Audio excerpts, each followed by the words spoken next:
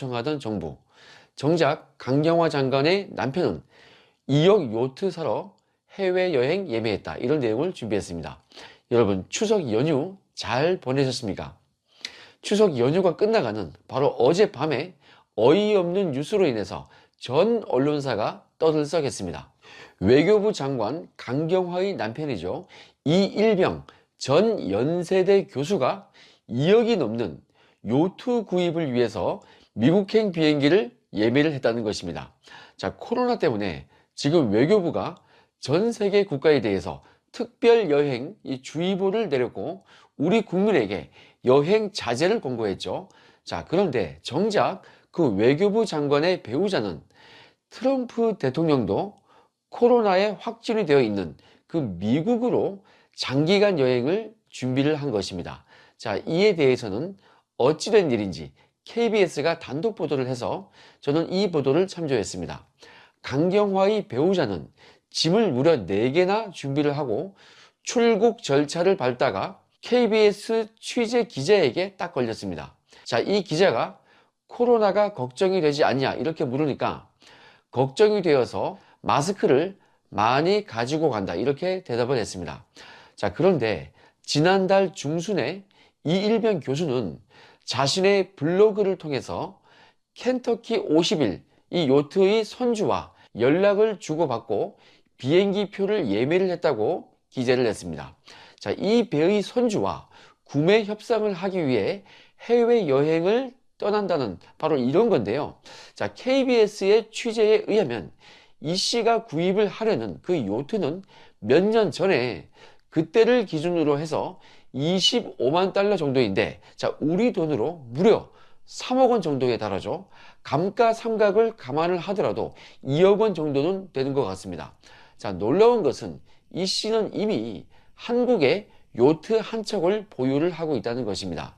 자, 이 블로그에는 이 씨가 요트를 구입한 후에 그 요트를 타고 미국 동부 해안을 여행을 할 계획이라고 합니다. 자, 그런데 정작 자신의 배우자가 장관으로 재직하고 있는 그 외교부에서는 코로나 때문에 특별 여행 주의보를 내렸습니다. 자, 그래서 해외여행의 연기나 취소를 권고를 쭉 해왔죠. 자, 그래서 국내 상황을 보면은 이제 막 결혼하는 젊은 부부들은 신혼여행을 해외로 가지 못합니다. 그래서 신부들이 울상이죠. 예매했던 해외여행을 취소를 하고 국내에서 특히 제주도 여행을 많이 가더라고요. 자, 심지어 결혼식을 연기까지 하다가 이 코로나가 장기화되니까 결국 국내에서 결혼식을 하고 해외 신혼여행을 포기하는 그런 사례가 아주 많았습니다. 자, 그리고 이번 추석 연휴 때 어땠습니까? 고향도 내려가지 말라 이런 것까지 권유를 했습니다. 자, 실제로 그 권유를 바꿔서 옳다구나 하고 고향에 안 내려가신 분들이 아주 많습니다. 자, 물론 고향 간다고 해서 제재를 하는 것은 아니었지만은 제 주위 분들 중에는 그 권고에 따라 서울 자택에 머무는 분들이 아주 많았습니다.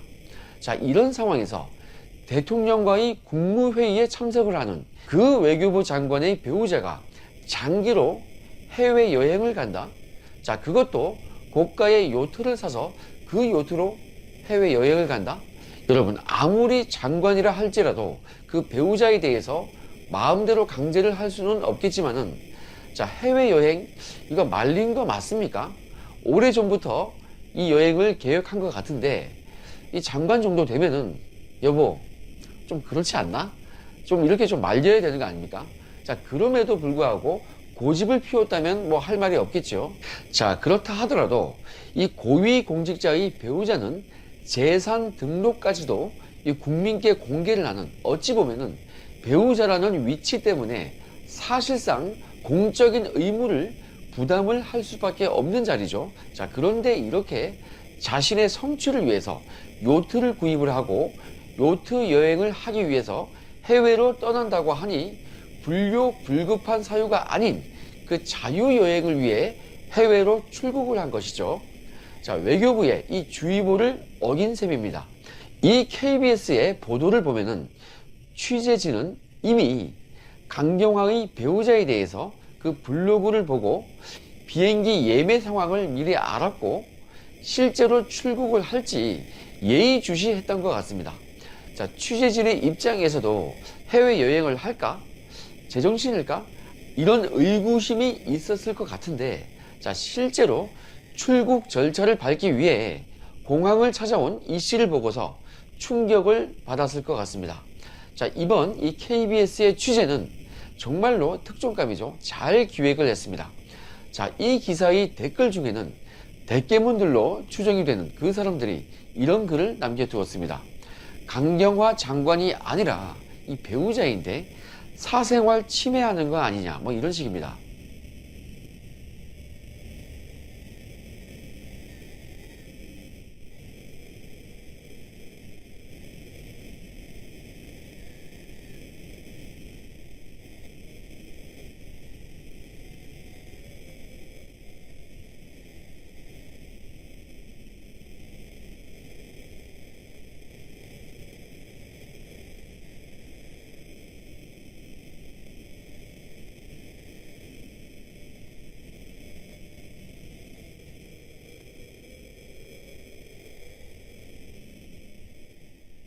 심지어 KBS에 승인을 받고서 요트를 사야 되냐, 뭐 이런 식이죠.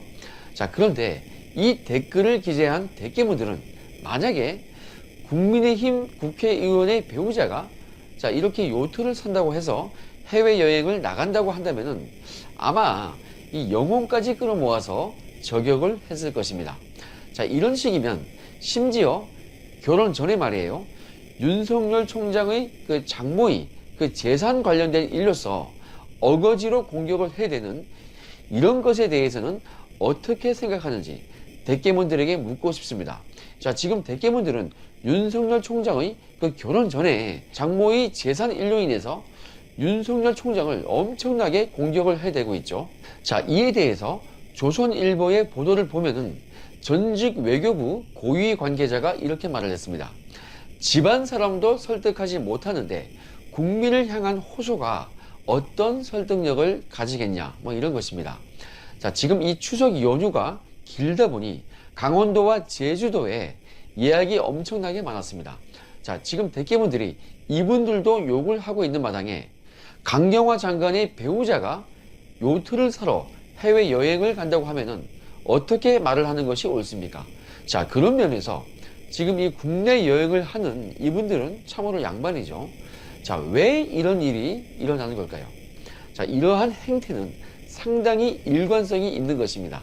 자, 지금 집권을 해 있는 이 운동권 정부는 과거에 그들이 그토록 싫어했던 그 미국에 자신들의 자녀를 유학을 대거 보낸 그런 사람들이죠.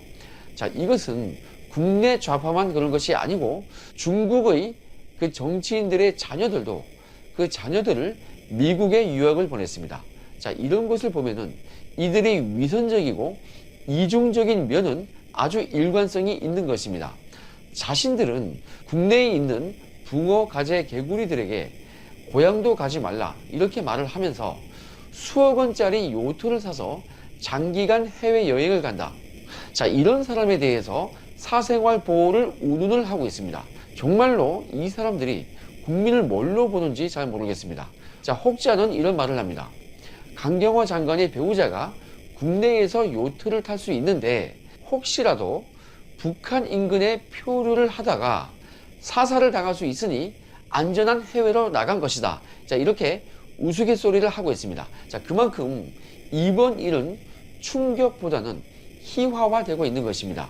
자, 과연 강경화 장관의 배우자가 이 보도 이후에 어떻게 행동을 할 것인지 상당히 궁금해집니다.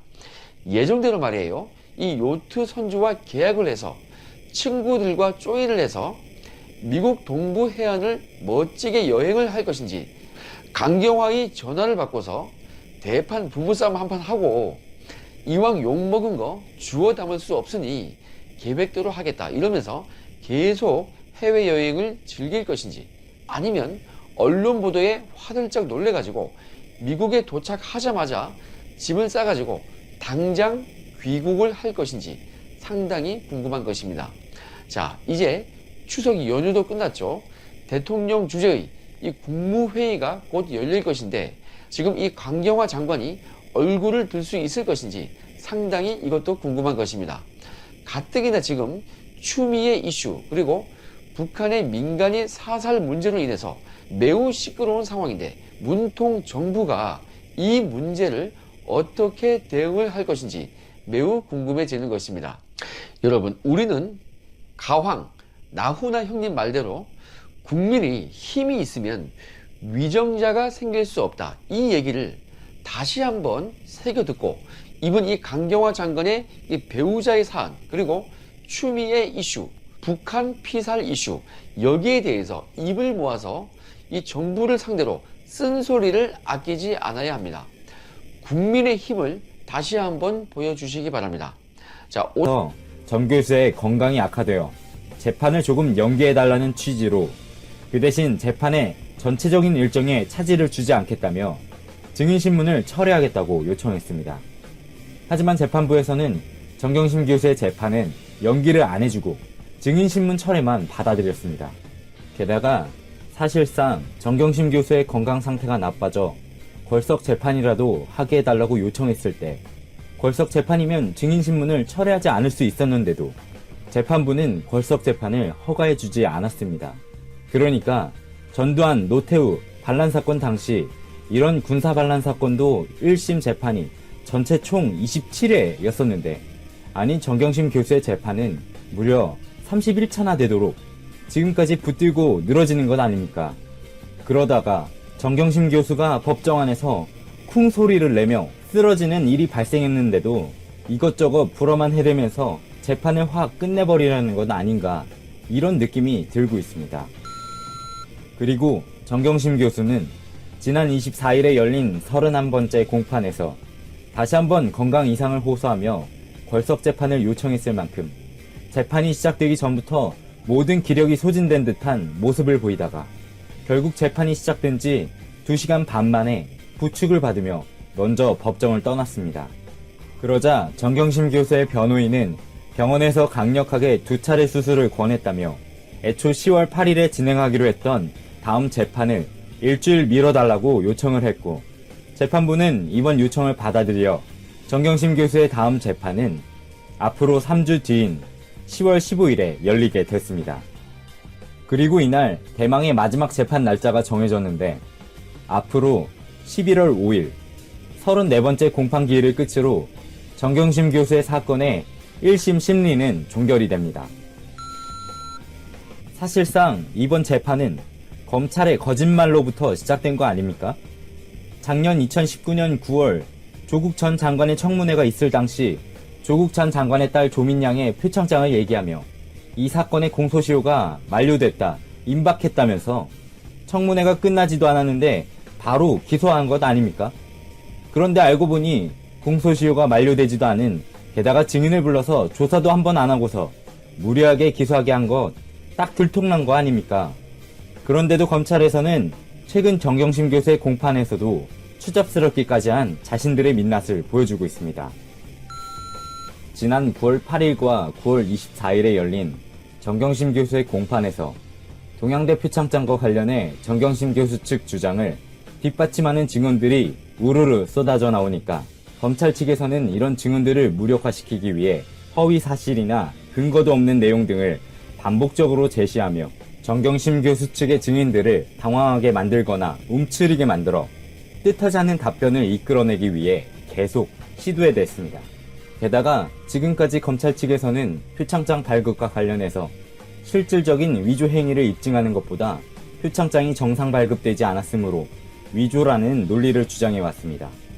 그러니까 검찰 측에서 지금까지 지속적으로 제기했던 주장이 뭐냐면 정경심 교수의 딸 조민양이 봉사활동을 하지도 않았고 게다가 조민양이 받았다는 표창장은 상장 대장이 기록되지도 않았으며 표창장 일련 번호가 비정상적이라는 것을 내세우며 표창장 위조 의혹의 본질을 입증하려고 하지 않았다는 것입니다.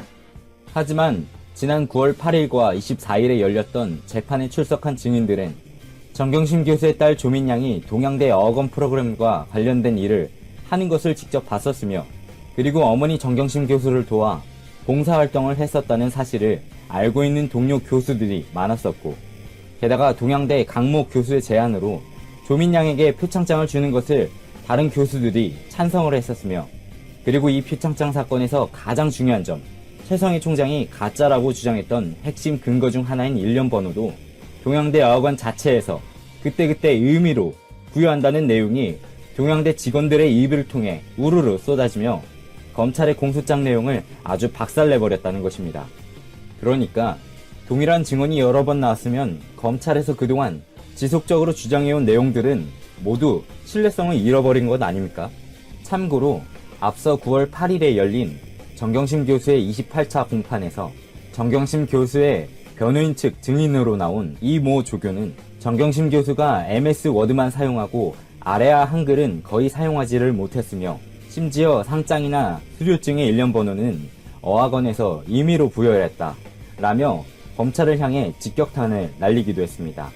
그러자 검찰에서는 또 반대 신문에 나서 정경심 교수의 아들 조군이 참여했던 2013년 인문학 프로그램의 출석부 엑셀 파일과 상장 한글 서식 파일이 발견돼 전달된 경위를 물었는데, 하지만 이모 조교는 양식을 자신이 만들어 근로 학생에게 줬다고 얘기하며 출석부 작성은 근로 학생이 했고 출석부 파일은 자신이 만들지 않았다고 답변을 했습니다.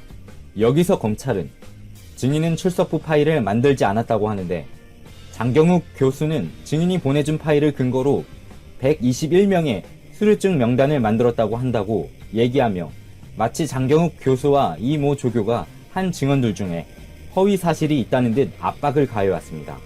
그런데 이때 변호인단이 이의를 제기하며 장경욱 교수는 이 조교의 도움으로 관련 자료를 찾았다고 했는데 검사는 계속 이 조교가 찾아서 보내줬다고 말하고 있다.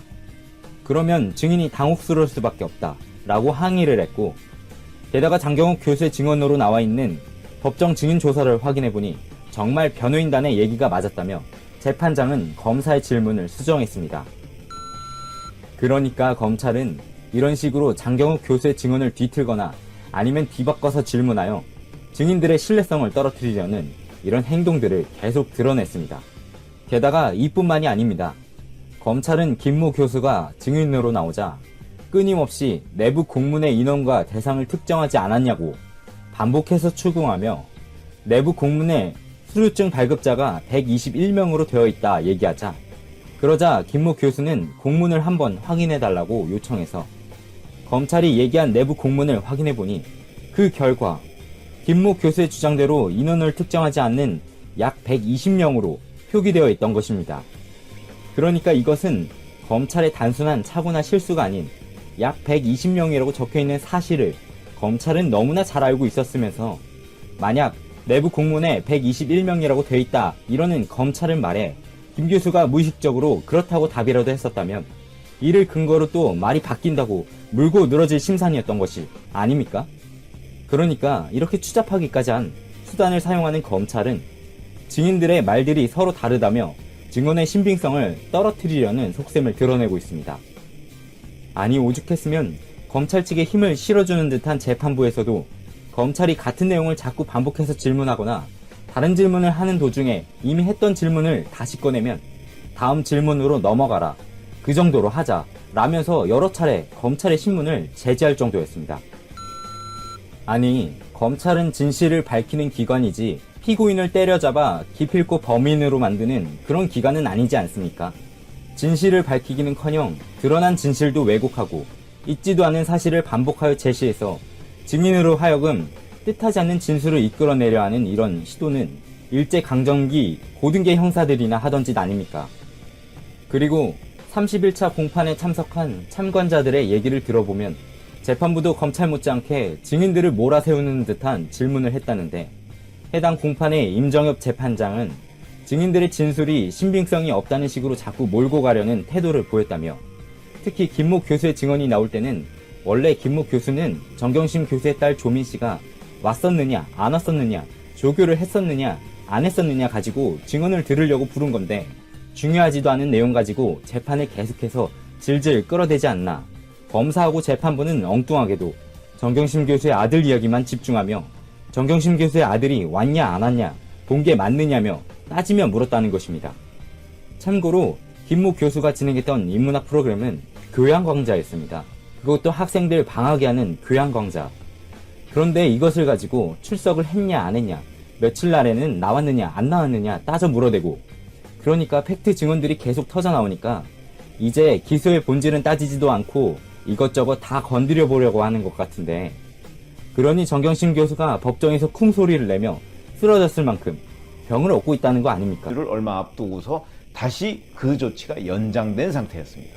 그렇기 때문에 많은 국민들은 자, 해외여행을 내가 하고 싶어도 코로나19 때문에 또 정부의 자제령 때문에 자제해야 되겠다. 이거는 뭐 법률의 의미라기보다는 그냥 어떤 도적 기준, 준법 정신, 어떤 공익 기준 뭐 이런 거 아니겠습니까? 그래서 많은 분들이 자제하고 있는데, 이런 와중에 현 정부 외교부 장관의 남편이라는 사람이 해외여행을 떠났는데, 그것도 해외에 가서 내가 무슨 영업을 비즈니스를 해야 되겠다 뭐 이런 불효불급한, 그러니까 반드시 가야 하는 것도 아닌 그냥 요트를 사러 간다 이런 겁니다. 요트 사러 간다는 것이죠. 그것도 미국으로. 이렇게 된다는 것이 어제 KBS 9시 뉴스에 보도가 됐는데, 제가 오늘 말씀드릴 내용은 그 내용과 함께 여권 주변 인사들의 어떤 도덕 불감증의 원인, 왜 그럴까 이런 걸 말씀을 드리겠습니다. 첫 번째, 강경호 외교부 장관의 남편이죠. 이일병 연세대 명예교수.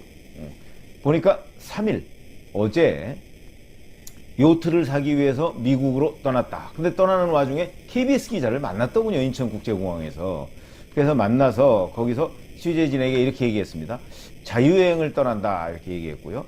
그러면서 이 기자가 아마 그래서 과거 이 사람의 블로그 같은 걸 찾아본 모양입니다. 그랬더니 9월 중순에 켄터 50일 선주와 연락을 주고받고 비행기표를 예매했다 이렇게 되어 있습니다. 그럼 켄터 50일이라는 건 뭐냐? 그랬더니 켄터라는 회사에서 만든 51피트, 우리 기준으로 따지면 대략 한 15m 정도 되죠. 그런 그 세일링 요트입니다. 노를 달고 가는 그런 요트인데, 이게 몇 년 전에 보니까 한 3억 원 정도의 매물로 나와 있다고 하는데, 그럼 몇 년 전이면 지금 뭐 만약에 중고라고 하면 뭐 한 2억 원? 2억 원 남짓 되겠죠.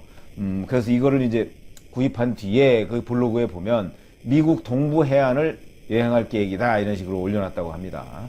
그래서 출발 전에 이미 미국에 있는 고등학교 동창 등 한 친구 2명하고 여행을 함께 하기로 해서 카리브해 연안을 여행하기로 했다 뭐 이런 식으로 얘기했고요.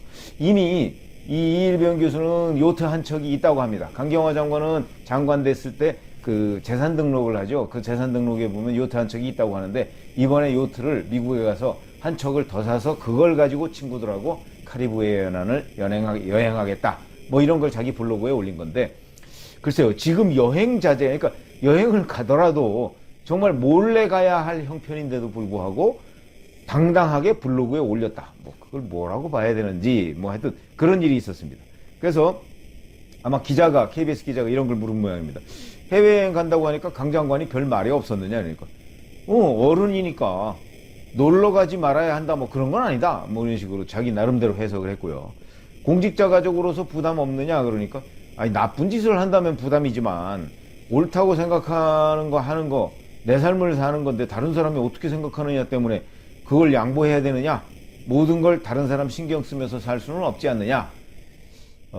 약간은 웨스턴 스타일, 아마 서양인들의 사고방식인가 뭐 이런 생각이 들긴 합니다만, 어쨌든 이런 식으로 얘기했고요. 아니 거기 가면 자가격리 할 텐데 2주간 자가격리 하는데 그것도 괜찮은 거냐, 그러니까 아 미국은 국내처럼 이렇게 자가격리가 엄격하지가 않다 뭐 이런 식으로 얘기해서 결국은 자가격리 규정을 어기고 여행하겠다 뭐 이런 의미로 받아들여지는 얘기도 했습니다. 대단히 부적절한 얘기죠. 자, 그러면 여기에도 있지만 나쁜 짓을 한다면 부담, 나쁜 짓은 무엇일까요? 불법을 얘기하는 거 아니겠습니까?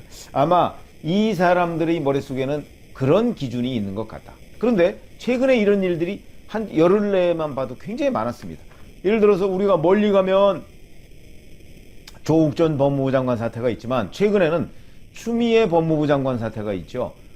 아들 서일병 문제, 이 문제와 관련해서 당직 사병을 공격했습니다. 당직 사병이 뭐 이웃집 아저씨라고 부른다 뭐 이런 얘기까지 해가면서 그 중대 소속이 아닌 다른 사람이 와서 잘 모르면서 억지와 추측 뭐 이런 얘기를 했었는데, 그거는 추미애 장관이 당직의 개념을 잘 모르고 한 얘기인데 그걸 끝까지 주장했습니다. 바로 10월 2일 페이스북 글에서까지 그렇게 주장을 했습니다. 그러니까 아마 누군가 그 부분, 아이고 장관님 이 부분은 이건 잘못된 팩트입니다 라고 교정도 안 해주는 모양입니다. 제가 보기엔 여권 내에서도 그만큼 추미애 법무부 장관에 대해서 오불관은 그냥 알아서 해라 뭐 이런 거 아니겠는가. 왜냐하면 명백히 잘못된 팩트를 지금 여러 차례 주장하고 있는데도 아무도 교정해주지 않는다. 그건 그만큼 추미애 장관의 친구가 없다, 진정한 친구가 없다, 이런 걸 의미하는 것이라고 저는 분석을 하고 있습니다. 당직사병 얘기, 그래서 그 당직사병의 주장이 서일병계 주장과 완전히 어긋났었죠. 정반대였습니다. 그러니까 2017년 6월 25일 날 미복귀 의혹 때 당직사병이 전화를 해서 서일병하고 이런저런 얘기를 주고받았느냐, 서일병이 뭐 들어가겠다 뭐 이런 얘기를 했느냐 여부를 둘러싸고 당직사병은 전화를 했다고 하고, 심지어는 주고받은 대화 내용까지 얘기하고 서일병은 전화를 한 것 자체가 없다고 얘기를 했습니다. 미복귀는 물론이고 이렇게 얘기를 했었는데, 그건 추미애 장관이 인사권을 행사해서 짜놓은 수사 라인, 거기에서조차 당직사병의 주장이 옳다, 그러니까 전화는 했었다 라고 하는 것이 판명이 됐죠. 그래서 이제 이 당직사병이 김어준 씨나 추미애 장관이나 이런 사람한테 사과하라. 그걸 기한을 언제까지 주셨느냐? 오늘까지입니다. 오늘 밤까지.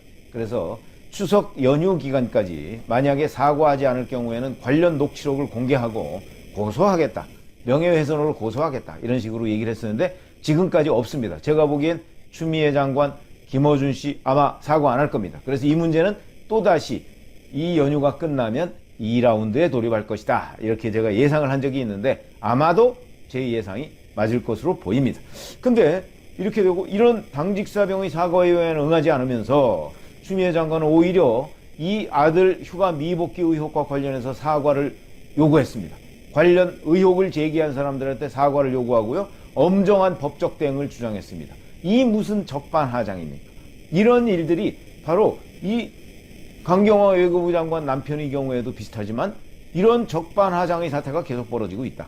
그 다음에 지금 이번 추석 연휴 때 지방에 가지 마라, 묘소 참배 이거 온라인으로 대신해라, 부모님 묘소 참배 온라인으로 대신해라, 벌초도 대행업체에 맡겨라, 이렇게 홍보했던 것이 복지부를 비롯한 정세균 국무총리 등 여권의 정부 사람들이었습니다. 그런데 그 뉴스 보셔서 알겠죠. 이낙연 민주당 대표가 이 봉하마을로 노무현 전 대통령 묘소를 찾아가서 참배를 했습니다. 아니 자기 부모 묘소도 참배하지 말고 온라인으로 대신하라고 했던 여권 사람들이 자기 부모도 아닌데 노무현 전 대통령 묘소에 참배를 한다고 집권당 대표가 참배할 수 있죠. 그러려면 일반 국민들도, 그럼 일반 국민들은 자기 부모님 묘소 참배하지 말라, 이런 얘기를 하지 말아야 되는 것이죠. 이런 내로남불이 어디 있습니까? 그러니까 자기들이 하면 괜찮은 건가요? 이런 행위, 이런 적반하장식 행위, 이게 참 아연실색할 수밖에 없는 그런 상황이죠. 그러면 왜 이런 일들이 계속 벌어지느냐? 그러니까 자기들이 잘못했다는 것을 뻔히 알면서도 그냥 우깁니다. 이런 사태가 왜 벌어지느냐? 그걸 제가 지금부터 말씀을 드리겠는데, 바로 이게 노무현 대통령이 취임하면서 반칙과 특권의 배제를 얘기했습니다. 노무현 대통령은 많은 국민들한테 본인의 삶 때문에 반칙과 특권을 이용해서 살아왔다 하는 그런 느낌을 받지 않는 게 바로 노무현 전 대통령의 정치인 생활이었습니다. 그렇기 때문에 상당수의 사람들이 거기에 공감해서 노무현 후보를 찍었겠죠. 그랬는데 바로 이 반칙과 특권의식, 선민의식, 이런 것들이 바로 굉장히 그 노무현 전 대통령이 배제하려고, 배격하려고 노력했던, 물론 실제 노무현 대통령이 반칙과 특권 없이 살았느냐? 그건 물론 아니지만 어쨌든 배격하려고 노력했던 선언적인 의미의 여러 가지 구호에 반드시 포함되던 내용이었습니다. 그런데 바로 지금 제가 말씀드렸던 이런 내로남불 또는 이런 특권의식, 이런 것들은요, 바로 노무현 전 대통령이 이들이 떠받드는 전직 대통령인 노무현 전 대통령이 배격하고자 했던 바로 그런 것들의 완결판이다, 이런 얘기를 할 수밖에 없다. 그러니까 그런 것들을 스스로 위반하고 있는 것이다. 뭐 이런 것이고요. 그 다음에 아까 이일병 교수 말에 있듯이 바로 아니 그거 나쁜 짓만 아니면 된다. 이게 이제 불법이라는 개념으로 보이는데, 그러니까 불법만 아니면 되는 것 아니냐. 내가 뭐 법을 어긴 게 있느냐. 뭐 이런 개념으로 보입니다. 지금 추미애 법무부 장관도 똑같죠. 자기 아들에 대해서 서울 동부지검이 무혐의 이렇게 내리니까 그게 이제 이른바 법률적 개념으로만 생각하는 겁니다. 그런데 그 무혐의 다시 따져봐야 된다고 제가 여러 차례 말씀드렸죠. 그 수사를 바로 추미애 장관이 짜놓은 수사팀이 한 겁니다.